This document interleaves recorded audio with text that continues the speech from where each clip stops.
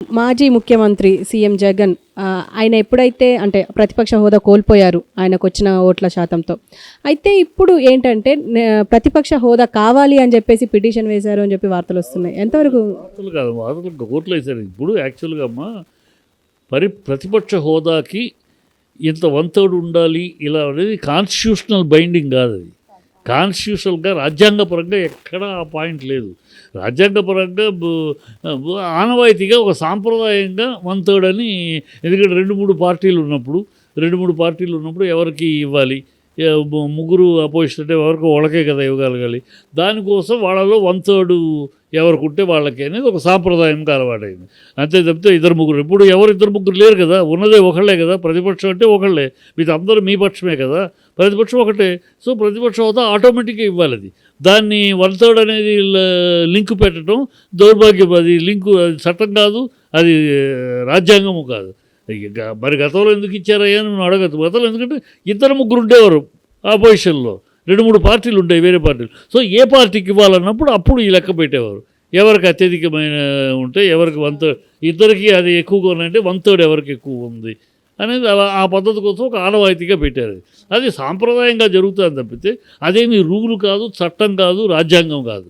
ఇప్పుడు అందుకని ఆయన అడిగాడు, వీళ్ళు ఏదో ఏడిపి వానికి ఇవ్వకుండా అవమానించాలి, హేళన చేయాలి, ఇలాంటి దౌర్భాగ్యపు ఆలోచనలు చెప్తే మరొకటి లేదు. అందుకని కోర్టులో వెళ్ళాడు. కోర్టులో రేపు తేలుతుంది కదా, కోర్టు రాజ్యాంగ ప్రకారం కోర్టు చెప్పుద్ది, అతనికి ఇవ్వాలని చెప్పుద్ది కోర్టు, అంతే రేపు జరగబోయేది. అండ్ పాసిబుల్ అవుతుందంటారా సార్? అంటే కూటమికి ఎలాగో జగన్ అంటే నచ్చదు, అలాంటప్పుడు ఇచ్చే అవకాశం ఉంది అంటారా? ఎన్డీఏ కూడా వీళ్ళ సైడే ఉంది కదా. వాళ్ళెవరమ్మా నచ్చదంటానికి? రాజ్యాంగం అనేది నీ కోసం, నా కోసం, జగన్ కోసము, చంద్రబాబు కోసం కాదు. రాజ్యాంగం అనేది మహామహులు ఏర్పరిచిన రాజ్యాంగం. ఆ రాజ్యాంగం ప్రకారం నువ్వైనా నేను ఎవడైనా నడుచుకోవాలి. రేపు కోర్టు రాజ్యాంగం ప్రకారం చెప్పుద్ది. వీళ్ళ ఆనవాయితీ ఇలా సాంప్రదాయం అనేది మీరు పెట్టుకున్న సాంప్రదాయం మధ్యలో, అది ఆనవాయితీ అని మీరు పెట్టుకున్న దానికి కాదు. ఇది చట్టం. ఇది చట్టం ఏమి చెప్తుంది, రాజ్యాంగం ఏమేమి చెప్తుంది. రాజ్యాంగంలో ప్రతిపక్షం ఒకే పార్టీ, అది 5 సీట్లున్నా, 11 సీట్లున్నా, 20 సీట్లున్నా ఒకటే పార్టీ ఉన్నది, ఒక పార్టీ కనుక దానికి ప్రతిపక్ష హోదా ఇవ్వాలి, అంతే మస్ట్.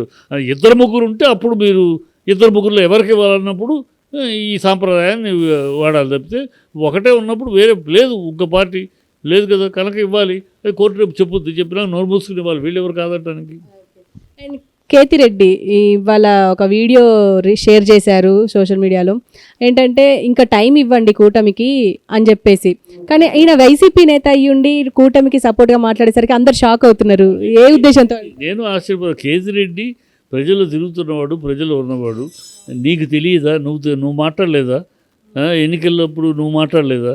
నువ్వు అపోజిషన్ పార్టీ గురించి విమర్శలేదు. ఇవాళ ఏదో దెబ్బతిన్నాక నేను కూడా ఒక రాయేస్తానన్నట్టు కేతిరెడ్డి తప్పది. ఇవాళ ఈనాడు అనుభవించింది నువ్వు ఈ పార్టీ వల్లే, ఆ హోదా అనుభవించింది ఈ పార్టీ వల్లే, ప్రజల ఆదరణ ఈ పార్టీ వల్లే. ఈ పార్టీ ఎమ్మెల్యేగా ఉండబట్టే నువ్వు తిరగలిగావు. తిరిగి నువ్వు ఇవాళ ఓడిపోగానే మన ఇంటి మీద మనం రాళ్ళు వేసుకుంటాం అనేది పద్ధతి కాదు. కేతిరెడ్డి ఇలా ఇంత చీప్గా బిహేవ్ చేస్తాడు, ఇంత చీప్గా మాట్లాడతాడు, ఇంత దిగజారిపోతాడు, ఒక ఓటమితోటి ఇలా తయారవుతాడని నేను ఎక్స్పెక్ట్ చేయలేదు. ఎందుకంటే ప్రజలు తిరుగుతూ ఉంటాడు, 24 అవర్స్ ప్రజలతో ఉంటాడు, అన్ని విషయాలు కనుక మంచి దమ్మున్న నాయకుడు. ఓడితే ఏం గెలిస్తే ఏం ప్రజలతో ఉన్నాడు, ఇవాళ కదా రేపు గెలుస్తాడు అలా అనుకున్నాను. కానీ ఓడిపోగానే ఇలా దిగజారిపోయి బీతిల్లిపోయి ఇలాగూ ఎదుటోళ్ళకి భజన చేస్తాడు అనుకోలే. చాలా వింతగా ఉంది అతని ప్రవర్తన, వింతగా ఉంది అతని మాటలు కూడా. అంటే ఏమంటారు సార్, ఇంకా నెక్స్ట్ కేతిరెడ్డి అంటే కూటమిలోకి వెళ్ళే అవకాశం ఉందంటారా? కూటమిలోకి చేర్చుకోరు. ఎందుకంటే కేతిరెడ్డి వెళ్ళాలంటే ఆ సేమ్ నియోజకవర్గంలో ఉన్న తెలుగుదేశం వాళ్ళు అంగీకరిస్తారు కదా. ఈయనకి అదే అల్పపు మనిషిలో బలం కానీ మానసిక బలం అల్పమైనది. అది ఏమిటో మన బతుకేమైపోద్దో, మనం ఓడిపోయాం, ఇక మన పరిస్థితి ఏంటో, ఈ అల్పమైన భీతి, ఆ అల్పమైన భీతితో చేస్తున్నాడు. కానీ సినిమా వాళ్ళతో సంబంధం, సినిమా వాళ్ళని జగన్ ఏమవమనిచ్చాడు, వీళ్ళు ప్రాపగాండా చేసే చెప్తే చిరంజీవి వెళితే బయటకు వచ్చి రిసీవ్ చేసుకున్నాడు. ఇంట్లో తన భార్య వడ్డించింది, అది చిరంజీవి చెప్పాడు. ఎంతో గౌరవంగా, ఆనందంగా ఆవిడ భారతి గారే వచ్చి వడ్డించారు. తర్వాత సినిమా వాళ్ళు వెళ్ళారు. సినిమా నలుగురు వెళ్ళారు. వాళ్ళు ఏదో వాళ్ళ సినిమా ఇండస్ట్రీ తరపున కాదు అది, వెళ్ళింది ఆ 4 సినిమాల కోసం. అప్పుడు పెద్ద సినిమాలు 4 రిలీజ్ అవుతున్నాయి, వాటికి రేట్లు పెంచడం వాటి కోసం వెళ్ళారు. వెళ్ళినప్పుడు అది ప్రోటోకాల్. వారు సీఎం ఆఫీస్ ఇంటికి వెళ్ళారు. ఇంటికి వెళ్ళినప్పుడు ఆయన వచ్చి రిసీవ్ చేసుకున్నాడు. సీఎం ఆఫీస్ అన్నప్పుడు ప్రోటోకాల్, సీఎం బయటికి రాడు. సీఎం గవర్నరు వచ్చి గేట్ దగ్గరికి వచ్చి రిసీవ్ చేసుకోరు, అది ప్రోటోకాల్. వాళ్ళ సీట్లో వాళ్ళు ఉంటారు, ఎవరైనా సరే అక్కడ అది దిగి నడిచి వెళ్ళాల్సిందే. చిరంజీవి గారు అయితే ఇంకోళ్ళు అయితే ఎవరైనా ప్రోటోకాల్ అది. ఆ గేట్ దగ్గర బండి ఆపాలి, అధికారులు లోపలికి రావు. ఇప్పుడు ఇక్కడ మన హైదరాబాదు గవర్నర్ ఆఫీస్కి వెళ్ళండి, అక్కడ ఆంధ్రప్రదేశ్ గవర్నర్ ఆఫీస్కి వెళ్ళండి, గేట్ దగ్గరే కారు ఆపాలి, గేట్ దగ్గరికి వెళ్ళడానికి పోరు. ఎవరు ఏ సీఎం, అదర్ స్టేట్ సీఎం అయితేనో, ఇంకో పిఎం క్యాబినెట్ మినిస్టర్లు అయితేనో వాళ్ళకి పోర్టికో దాకా, లేకపోతే ఎవరైనా గేటు దగ్గరే. ఆ ప్రోటోకాల్ దాన్ని అల్లరి చేసి ఆయన గేట్ దగ్గర నుంచి నడిపించారు. ఏ మాటలు ఈ ఆయన మీడియా ఉంది వాగించేశారు. ఆయన దండం పెట్టారు చిరంజీవి దండం పెట్టమని ఎవరు అడిగారు? ఏమైనా జగన్ నాకు దండం పెట్టమని అడిగాడా? ఈయన ఆ చైర్కి గౌరవం ఇచ్చి దండం పెట్టాడు. ఆ చైర్కి జగన్ దండం కాదు అది, ఆ చైర్ చీఫ్ మినిస్టర్ ఆ కుర్చీకి దండం అది పెట్టాడు. దాన్ని వలవలు చేసి వీళ్ళ మొత్తం ఈ 4 ఏళ్ళు ఇదే కదా, లేని పోని సృష్టించి అల్లరి చంద్రబాబు లక్షణమే అది. లేని దాంట్లో ఒక తుఫాన్ సృష్టించి దాన్ని భ్రమలు కల్పించి హంగామాలు చేయించేసేసి తద్వారా లబ్ధి పొందటం ఆయన కూడా అదే చేశారు. అంతే చెప్తే సినిమా వాళ్ళకి ఆయన చేసి తెలియదు. ఏం తెలిసి మాట్లాడుతున్నాడు కేతిరెడ్డి? ఇవాళ సినిమాలో ఆయన పెట్టిన రూల్స్గా ఆ రోజు మేమందరం పోరాడాం రేట్లు తగ్గించాలని, దాన్నే ఆయన అంగీకరించాడు. ఇవాళ మరి ఆయన మీరు మా గవర్నమెంట్ వారిది ఏం చేశారు మొన్న కల్కికి? ఆయన ఇచ్చిన పాలసీనే మీరేమైనా కొత్తగా ఏం చేశారా?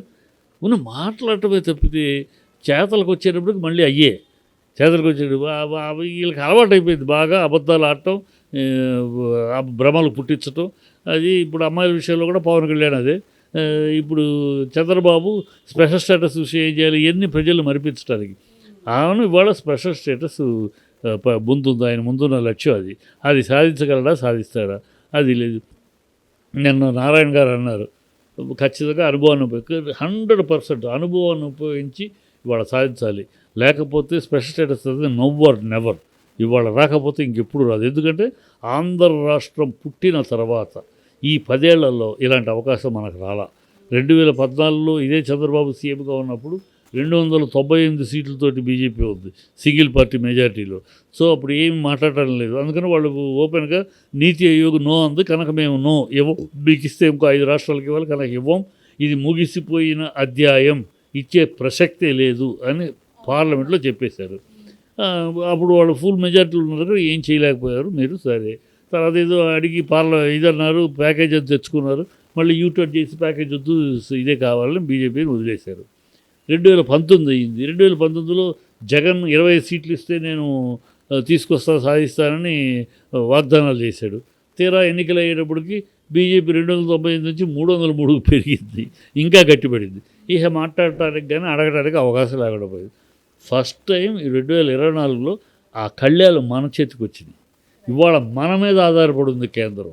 ఇది ఉపయోగించుకుని అనుభవం ఉపయోగించి 14 ఏళ్ళ సీఎం 40 ఏళ్ళ అనుభవం ఉపయోగించి స్పెషల్ స్టేటస్ తీసుకురాలి. ఎందుకంటే ఎన్నాళ్ళు అందరినీ ద్రాక్షపడ్డుగా ఉంది స్పెషల్ స్టేటస్ అనేది. అది వస్తే ఇండస్ట్రీలు వస్తాయి, యూత్కు ఉద్యోగాలు వస్తాయి, ఈ రాష్ట్రం ఉజ్వల భవిష్యత్తు ఏర్పడుతుంది, ఇది స్వర్గధామం అవుతుంది ఆంధ్ర రాష్ట్రం అని ఎన్నో కలలు కంటూ అందరూ అంటూ ఉన్నారు. అది సాధించి చేయాల్సిన అవసరం చంద్రబాబు ముందు ఉంది. చంద్రబాబు దాని మీద కాన్సన్ట్రేట్ చేయాలి. ప్రజలు ఎక్కడ అది అడుగుతారో అని, ఎక్కడ స్పెషల్ స్టేటస్ చంద్రబాబు అని అడుగుతారో, ఎక్కడ వైజాగ్ స్టీల్ ప్లాంట్ అమ్మకుండా ఆపుకున్న ఆర్డర్ ఏమైనా తెచ్చారని అడుగుతారేమో, ఎక్కడ వైజాగ్ రైల్వే జోను ఏమైందని అడుగుతారేమో, ఎక్కడ కడప స్టీల్ ప్లాంట్ ఎప్పుడు దాన్ని క్లియర్ చేస్తారని అడుగుతారేమో. ఇవన్నీ ఎక్కడ ప్రజలు అడుగుతారని డైవర్ట్ చేయడానికి కోసమని ఇలాంటి పిచ్చి వేషాలు వేస్తున్నారు, అంతకన్నా ఇంకా లేదు. ఓకే సార్, అంటే పాసిబుల్ అవుతుందంటారా ఇప్పుడు ఈ సిచ్యువేషన్లో స్పెషల్ స్టేటస్ తీసుకురావడం అనేది? ఇదే సిచ్యువేషన్ పాసిబుల్ అవుతుందా అంటే మనకి రాష్ట్రానికి అది ముఖ్యం, మనకు అది అవసరం అనుకున్నప్పుడు ఇదే సిచ్యువేషన్. ఇంకా వేరే ఆల్టర్నేటివ్ అవుతుందా అంటే చెయ్యాలి. ఇది నువ్వు తెలుగు ఇప్పుడు మన ద్వారా కేంద్రం ఉంది, నిలదీయండి అంతే, ఒప్పించండి. ఎన్ని మారుస్తే మార్చమనండి, రూల్స్ మార్చాలని చేయమనండి. ఏమనంటారా, కాంగ్రెస్ ఇస్తానంటుంది, కాంగ్రెస్ తోటి చేతులు కలపండి, కాంగ్రెస్ ఇస్తానంటుంది, ఇక చేతులు కలపండి. ఇక వాళ్ళు కాంగ్రెస్ స్పెషల్ స్టేటస్ ఇస్తాను, నీకు కావాల్సిన మంత్రి పదవులు ఇస్తానంటుంది. మీరు నితీష్ కుమార్కి ఇస్తానంటున్నారు, వాళ్ళు అడిగిన ప్యాకేజ్ ఇచ్చి ఇది కూడా ఇస్తా ఉన్నారు, డిప్యూటీ ప్రైమ్ మినిస్టర్ కూడా. సో మీరిద్దరూ స్పెషల్ స్టేటస్ తీసుకుని వాళ్ళు తెచ్చేసుకున్నారు ఆల్రెడీ. 60,000 కోట్లు ప్యాకేజ్ తెచ్చుకున్నాడు నితీష్ కుమార్. నువ్వేం తీసుకొచ్చావు? 15,000 కోట్లు ప్యాకేజ్ కాదు, 15,000 కోట్లు గ్రాంట్ కాదు. గ్రాంట్ అంటే మనకు వచ్చిన డబ్బులు మనం తిరిగి కట్టగల. ఇది గ్రాంట్ కాదు, ఓన్లీ లోన్ ఫెసిలిటేషన్. అంటే మీరు ఎక్కడైనా అప్పు తెచ్చుకోండి, మేము గ్యారంటీ సంతకం పెడతా ఉంది కేంద్రం, అంతేగాని డబ్బులు ఏమిలా. ఇదేదో డబ్బులు ఇచ్చేసరికి సాధించింది ఏమీ లేదు, ఏది గ్యారంటీ లేదు. ఈ 15,000 కోట్లు అప్పే. ఈ అప్పు గతంలో కూడా 19,000 కోట్లు అప్పు ఇస్తారంటే అప్పుడు చంద్రబాబు యూటర్న్ చేసి వద్దారు. ఈ అప్పు అప్పుడే 19,000 ఇస్తామన్నారు. ఇప్పుడు 15,000కి అప్పుకే ఒప్పుకున్నాడు. ఈ స్పెషల్ స్టేటస్కి లేదు, ఈ గ్రాంటులు లేవు, ఏమీ లేవు. ఏలాడుతున్నాడు, ఎందుకు ఏలాడుతున్నాడో తెలియదు.